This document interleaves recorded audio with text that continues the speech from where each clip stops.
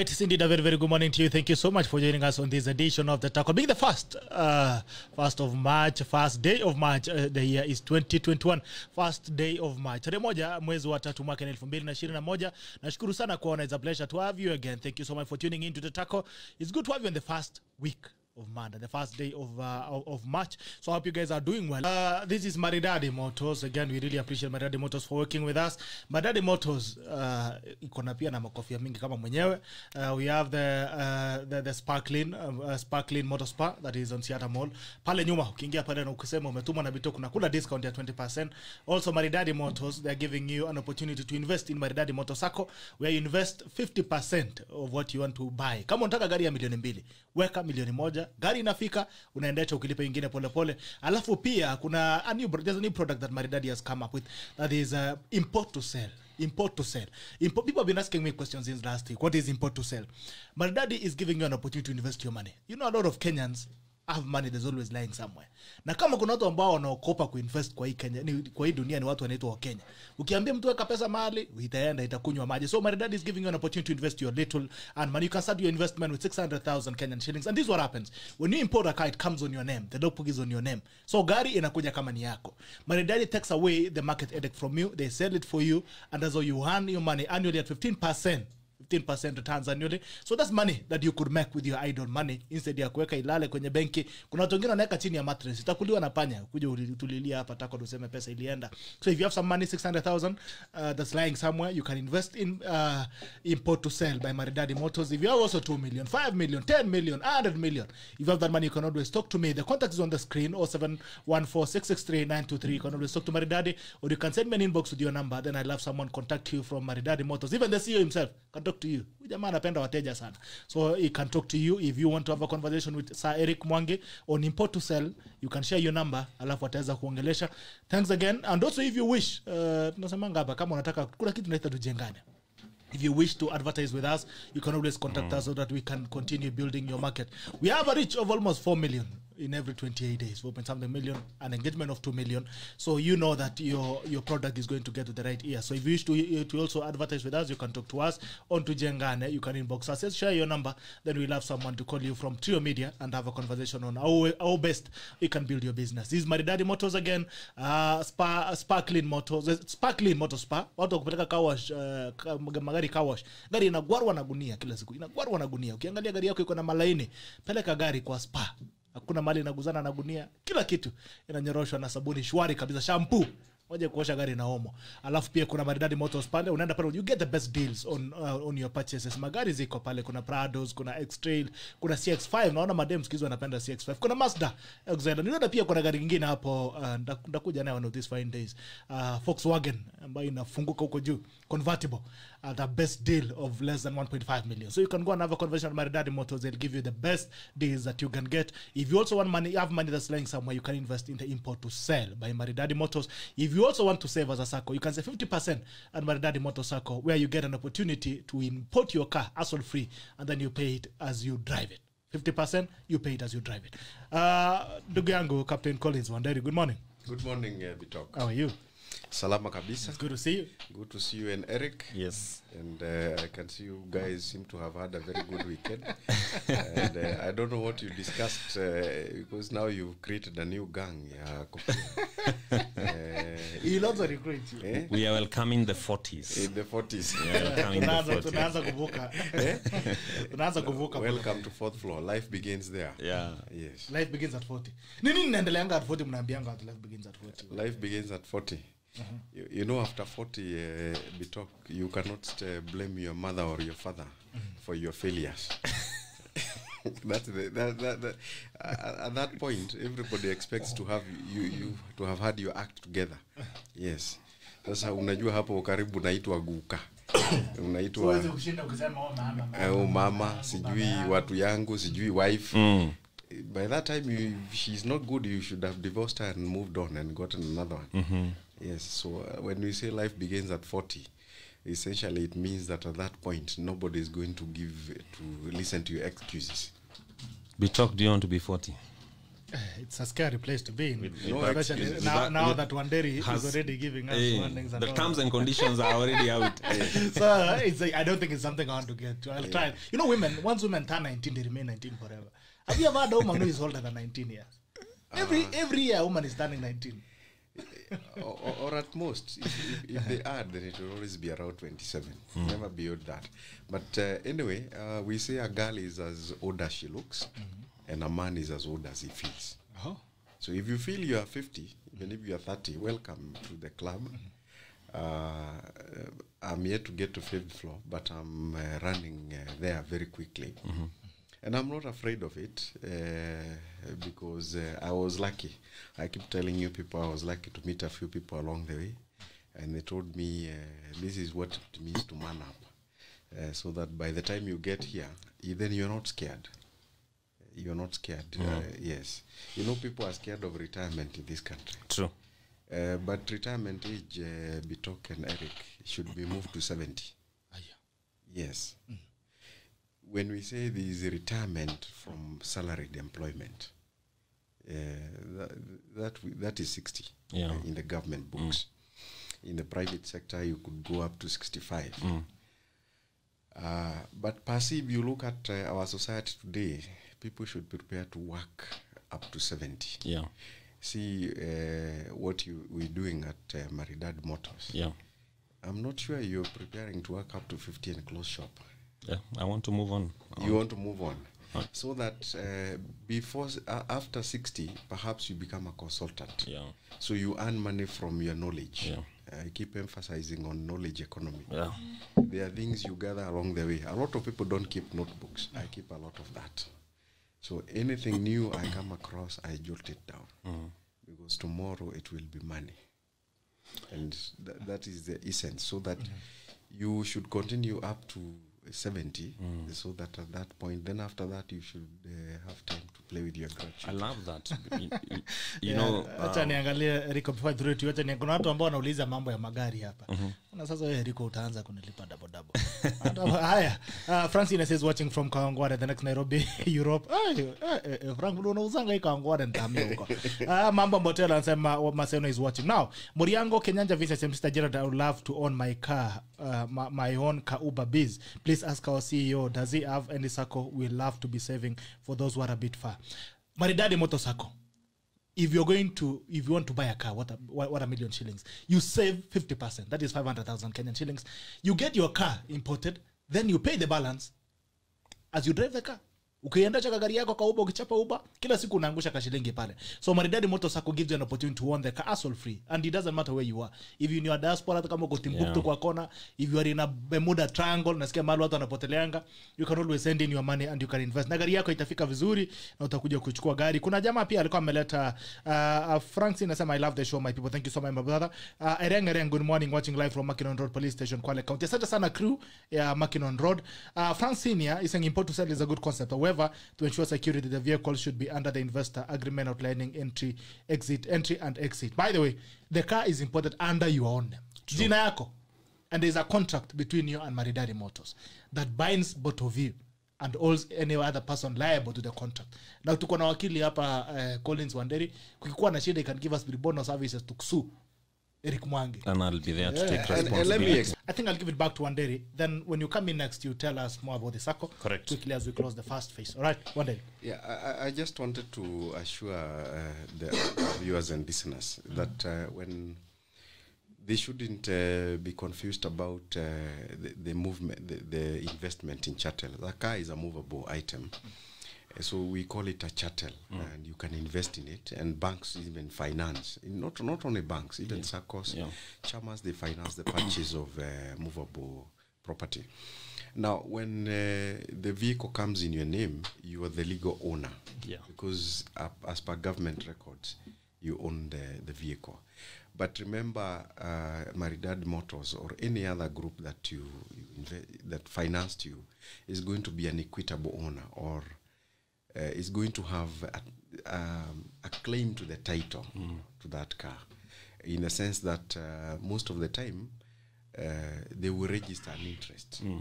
I don't know what Eric does, but most of us other circles would then immediately the vehicle arrives, they then have a transfer where the vehicle now is registered in the name of the financier and the owner. And that means at the end of the day, remember the financier is only interested to the extent that you owe them money. So you are the legal owner of the car. It's like a housing mortgage. When the bank gives you money, the bank then has a claim to that title. But your equity remains. Yeah. The equity in the sense that you already give part of the purchase price of the car. So even if anything were to happen to the car, the main reason why the financier wants to be involved is because of purposes of ensuring that there is preservation of the asset through a good insurance policy. True. Again, you don't want to give somebody money. He gives you 500,000, you buy him a car worth $1 million. Then he goes to and invests or insures it with a company that does not exist. Yeah. He gets a fake insurance policy. Then the vehicle is lost, and the financier and the person then lose everything. Those are the issues that people should be concerned about. And the beauty of why do you want to invest in a car together with a financier? One, a car loses value by the day. True. The moment a car leaves Eric, you're in that business. If you remove a brand new car from the showroom, You shed off the value a bit. Yes, it sheds off the value a bit. The moment it's driven on the road. But the moment then you have a financier, it means you pay as you use. You pay as you use. Yeah. The only tragedy is for those who want to invest in a car for purposes of driving it around for fun and for luxury. But if you're using it for business, then it means that your business is being advanced credit too. Yeah. Yes. Good. Let me first of all mention something about import to sell, because 20 years down the line, if my son ever asks me, what is the one thing you brought to this country, I want it to be import to sell. And the way import to sell was born was we imported a vehicle for one of our clients. And then before the vehicle arrived in the country, the customer was transferred to another country for work. And so he asked us, now, man, I've been transferred, and you guys have a vehicle on the way for me. Yes. What is going to happen? We told him it's very simple. We are going to sell the vehicle, and we are going to give you back your money. And Bitok, when we sold the vehicle, we were able to make some profit out of it. Because, of course, the import price and the market price of selling a vehicle from the showroom are always different. There is always a markup. So we shared the profit that we made with the customer. So we give the customer a profit of 70,000 shillings. Yes. And he was like, wait a minute. Does it mean that if I tell you to import another one and sell, Kenyans see opportunities better than you? Yeah. Does it mean that if I tell you to import another one and you sell, I can make the same? And we told him, yes, that can be repeated. Okay. And that is how this product was actually born. So that customer is still in our books. We've been importing cars for him and selling for the last 4 years. And we've proven the concept, even with other partners, other investors.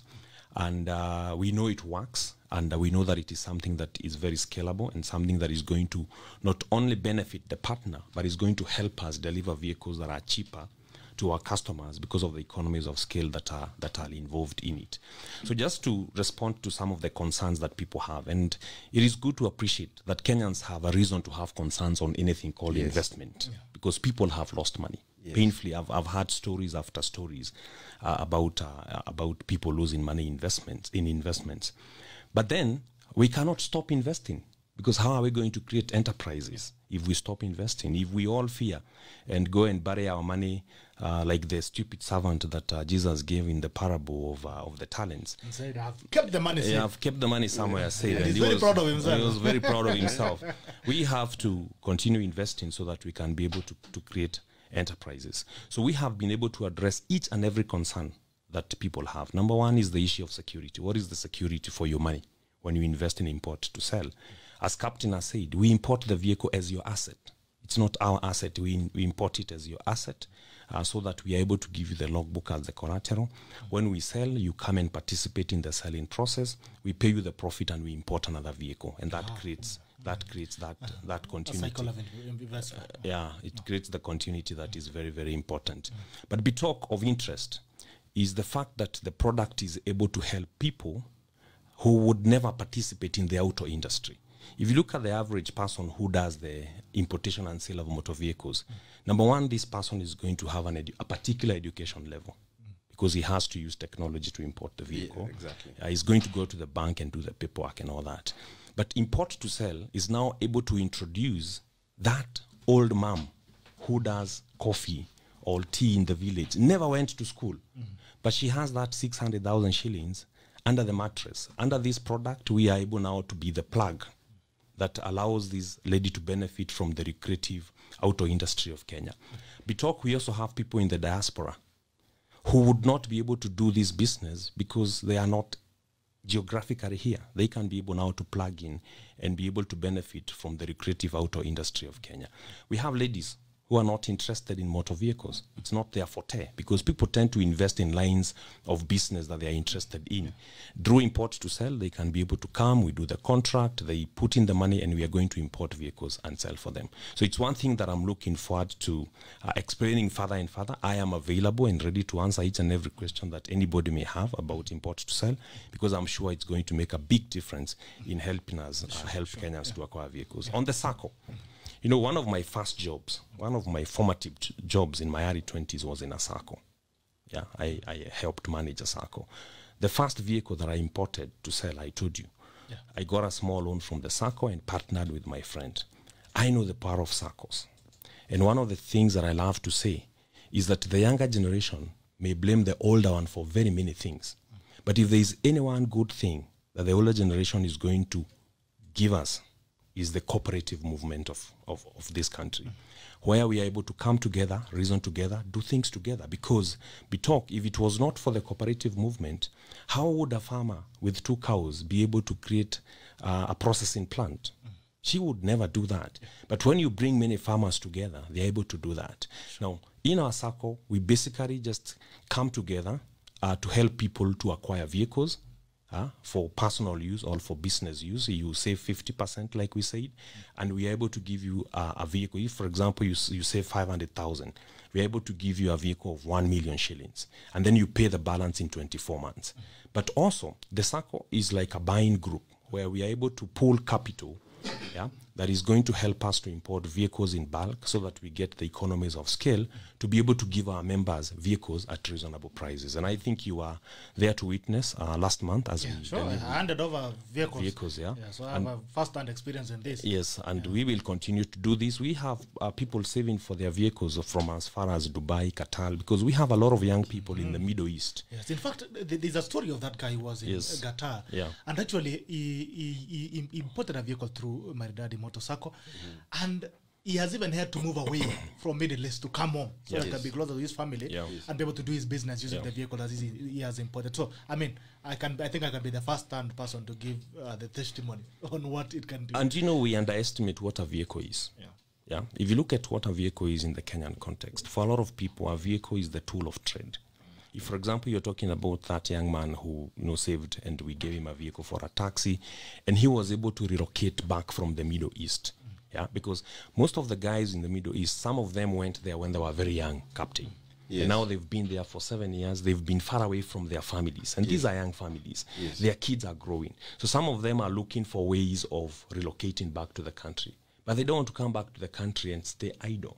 So we have a number of them saving up in our SACCO so that by the time they are landing at JKIA, they can come to Maridadi Motors, pick their vehicle, you register it for PSV, and they have a source of livelihood. So for me, when I think about a vehicle and when I think about this whole ecosystem that we are trying to create as Maridadi Motors, I am seeing an opportunity to empower Kenyans to be able to fend for their families and move their lives forward. All right. How do you register for the SACCO very quickly? It's very simple. You can go to our website. There's a registration form on our website. You can call our offices. We are going to guide you. Once you fill the form, you pay the registration fees. You are going to declare the vehicle that you would want to save for and buy. We are going to guide you on the prices, and we are going to guide you on how the monthly repayments are going to look like. All right. Amazing. I'm saying the guys, Morianga is still asking how the registration is. Please if you want any information on either Maridadi Motors Import to Sell, Maridadi Motorcycle, or anything to do with Maridadi, please send me your number on my inbox. Then I'll share it with CEO Maridadi, Eric MWANGI. Then he'll talk to you. He'll tell you how best you can go about it. Haya, twende kwa kazi ya leo. Unajua sasa itabidi talk hapa bila check. Before we go further, I want to first congratulate MWANGI. Eric, you know, you gathered something from a SACCO. I'm a board member in a SACCO. I've been for the last 7 years. And truly, SACCOs have changed livelihoods. And, you know, every experience that you have, then you look at what the market needs. Remember we told young people here that unless you're providing a solution to another person, then you're not doing anything useful. If you want a job where you wake up in the morning, go to work, do the usual things, then at the end of the month you expect a salary, well and good, if that is what, because that is what our education system has reduced our people to zombies and to sometimes robots. But here you are able to connect your experience in the past, your current experience, and then innovate around it. Innovate. Your import to sell is original. It is novel. It is new. It's unique.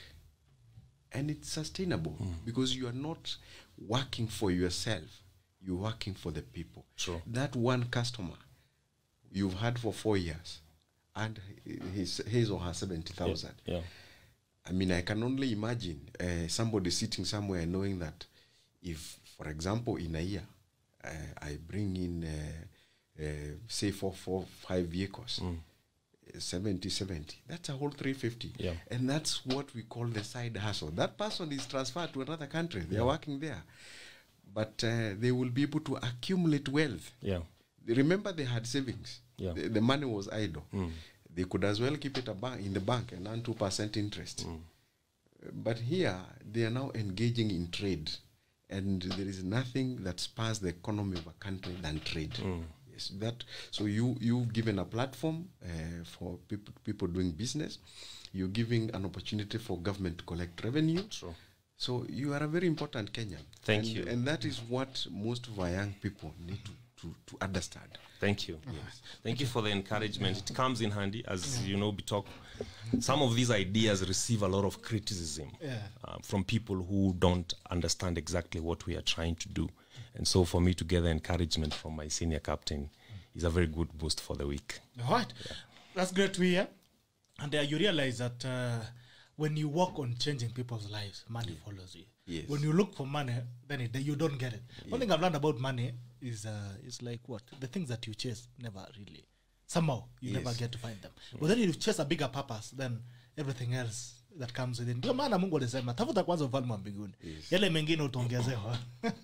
So what about the other things? Money actually should be the byproduct of work. It should never be the focus. Because you have to do something, you have to resolve somebody's something for you to earn. Okay? And once you learn how to, what is this? Sometimes, especially in the knowledge economy, you really have to have the upper edge, you know, and the upper hand at all times. You must be ahead of the pack. What is this that people want? How can I deliver it? Is it a product, a physical product? Is it a virtual product? Is it a digital product? Is it food? There must be something. In every immediate environment, you must learn to scan and know that which you can do. And I like to tell people, please, if you go to a supermarket and look at the list of products, it's a very big, hypermarkets are very big. You might be surprised that each of the products earns only 10 to 15 shillings. Some even less. But because they are in millions, then there will be sense in selling them. Equally, I would urge young people that if you are doing 10 multiple things, and each one of them is earning you 10 shillings, 20, 30, then you are in business. Yeah. Yes. All right. Asante sana. Let's move on very quickly. And thank you so much, Eric, for that. I think even young people can get an inspiration that when you focus on changing people's lives, I mean, life's done. Any other thing follows you. Most of the time, the only motivator in life is looking for money. And that's money. Money, we get after pesa, very elusive. All right, there are a lot of things that's going on in the country, and it will be related to what you're talking about money. There seems to be a wave of depression across the country. You're hearing people are killing each other, people are committing suicide. There's a case that happened the other day on Jogoo Road. It's not yet very clear whether there's someone who murdered these people or the guy murdered his family. In Nyeri, there is a guy who killed his own son, who hired assassins to kill his own son. Now, I was reading the newspaper yesterday, and there seems to be a connecting story. There's another son in 1996 who was found dead in a dam that is next to that's within his land. And this guy said that he went and demanded insurance benefits on the death of this guy. Now, there's another conspiracy story that this guy could be actually dating the late son's wife. What? Now, another lady in Nyanza yesterday alikata mtoto shingo. Shida amekataa kunyonya. We're hearing about deaths every day. It's either someone is committing suicide. There's also another kid, 11-year-old, who strangled himself the other day. Alipanda kwa miti akajinyonga. Every day in this country, there's a story about someone who has killed himself, herself, or killed some people. There's another story again of the other guys who killed a business lady. That is, I think, Wanjiru or something last week. What's going on in this country? I'll start with you. Bitok. It's, as a society progresses, there are changes into what you call the norms of the way people live. Now, we are witnessing a serious case of homicide. And, homicide, you're killing people close to you, related to you. Yeah. People so we call them crimes of passion. Because there are emotions involved. There are emotions involved in this.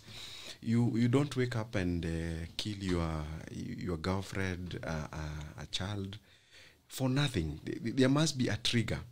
And this trigger, perhaps Eric will be more useful here, because he's a psychologist. For the law, the main facet will be killing is a question of fact. Yeah. Whether it is murder, whether it is manslaughter, whether it was actually justified killing, because there are also justified killings, is another story altogether. There is something called justified killing? Yes, there is justified killing, Bitok. If today, for example, you are a married man, you found another man on the top of your wife in flagranto delicto, in your house. Horizontal activities. In your bed, engaging in procreative horizontal activities. You know that is what you'd call an assault on your masculinity. Yeah. An assault on your masculinity. At that point, you may not be able to rationalize and reason, because the gross, what you call the gross tech nature of the way the offense has been committed, the matrimonial offense has been committed, is really an affront to your very being of a man. And therefore, there has been rulings even by the Court of Appeal that at that point, you will be excused if you suffer from temporary insanity. In other words, your mental ability to decipher and know that this is mama and I may not want to engage in it's called killing in the heat of the moment. Yeah. Yes, you did not plan it. You just got home for any reason and found, or even a lady finding a man, her man with, for example, her house girl. She may end up committing a very gross killing of one of the parties, of either. And therefore there is you can have reduced or diminished responsibility for the action. Mainly the court, depending on the circumstances, will go for either very reduced responsibility or diminished, where you will find that somebody was even put in for 1 year or 6 months pending the hearing of the case, and the High Court and the Court of Appeal have ruled let this person go home, because at that point in time they are excused, because it's like temporary madness. But perhaps, Eric, when it comes to these homicide, people killing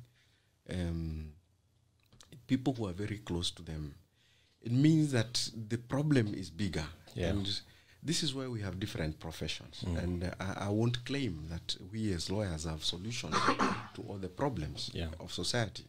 That's where we rely. For example, if we wanted to understand why some people behave in a certain manner, courts and even lawyers will ask for a probation report from another professional who is trained as a sociologist, a psychologist. They will take us through the motions. Remember the case of the young man who killed his family in Kiambu. Yeah, Kagongo. Kagongo. Yeah. And you see he was declared insane. Yeah. And he was detained at the pleasure of the president. Yeah. Those are called the president's prisoners. Because the president now, being the head of state, has to decide what to do with them. Because at that point, they cannot be held responsible for their actions owing to their mental state. True. Perhaps you tell us, because in terms of these homicides, they are too much. But let me mention on the one of Nyeri, where the man is said to have killed his son because of perhaps an insurance claim, and there could be history in that. That is riches without morals. True. Where you want to make money without any work. In other words, you have crossed the very basis of what is called basic morality. And when you now go beyond the basic morality, that means you divest yourself of what you call humanness. Because in the psychology, or in what you call penology, in the philosophy of law, there is also the basis, is what you call the humanness, the things you cannot do because you are a human being. And because the other person you are dealing with is a human being with flesh and blood. True. But I wait for your other part, because you are an expert in that. I would like to say that I think we underestimate the part of psychology that deals with abnormal psychology, because there is what is normal and there is what is abnormal. For example, if someone kills, say for example, even taking the example that Captain has given, if someone kills for the heat of the anger of the moment, maybe someone is driven to very serious levels of jealousy and anger because of an act like, for example, marital unfaithfulness. Even after he kills, there is how you expect them to react the moment they realize that they have killed.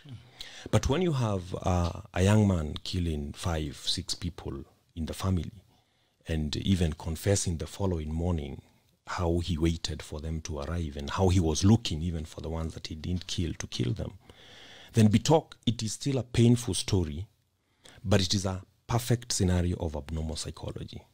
And I know psychologists are accused of being too permissive sometimes. But the argument is that if someone's behavior is emanating from the fact that he's mentally ill, he's sick, then he must be treated like a sick person. He's someone who needs to be helped, is not someone who needs to be punished. And that is where we now try to look for rehabilitative ways of trying to bring that person back to normalcy. Yeah, like the example Captain is giving, even though that person is going to be in prison, they're not in prison for punishment. Yes. They're in prison for rehabilitation. But in the example, for example, that you gave of a woman who gave birth and then killed the child, you see, that may not be, it is still painful. And I know the first blanket of conversation is going to be on condemning the woman and all that. But then again, we need to enlighten ourselves to things like postpartum depression. Yeah, that it is not normal for a woman to carry a baby for 9 months. She had options, and people have those options, and they take them. As to whether it's ethical or not is a conversation of another day. But you should be interested in the fact that this woman actually carried the pregnancy for 9 months.